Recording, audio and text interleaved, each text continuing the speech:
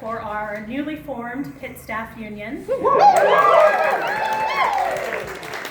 are organized with United Steelworkers, and we have 6,000 members in our bargaining unit. So along with the 3,000 faculty members and 3,000 grad workers, we are now 12,000 steelworkers strong.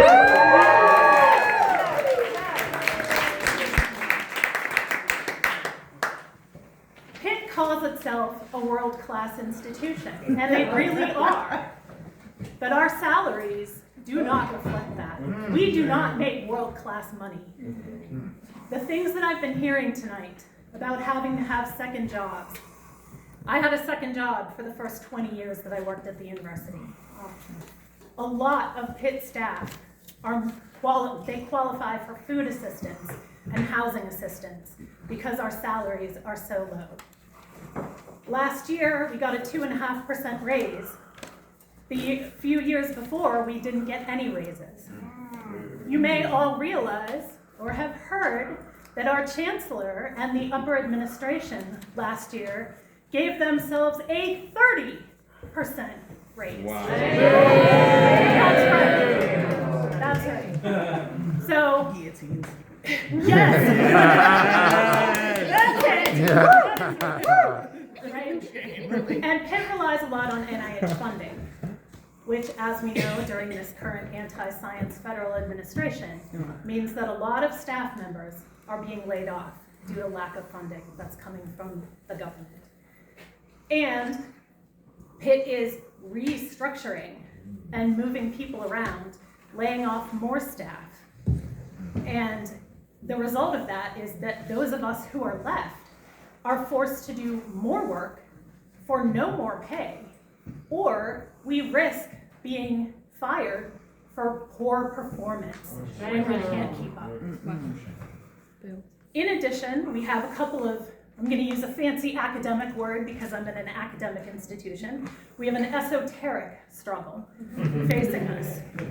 We, the staff members, we do research, we teach, we speak as experts in our fields. We have asked to have academic freedom protections. Academic freedom, I'm going to read you the definition so I don't get it wrong. It's the right of teachers, researchers, and students to inquire, teach, study, and publish knowledge without interference, censorship, or penalty from the government or from the university administration. We're doing the work. We're doing the research. We're doing the teaching. But our administration told us academic freedom is only for faculty. We don't deserve it. The grad workers don't deserve it. So we keep fighting on, and we're going to win. We're going to win academic freedom.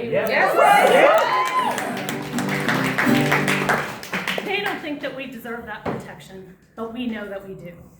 And speaking about protections, this last story I'm going to tell you, this is, seriously, I'm going to swear, sorry to anybody. I know we were supposed to be keeping it clean. This is batshit. We thought this was going to be our easiest proposal that we put on the table.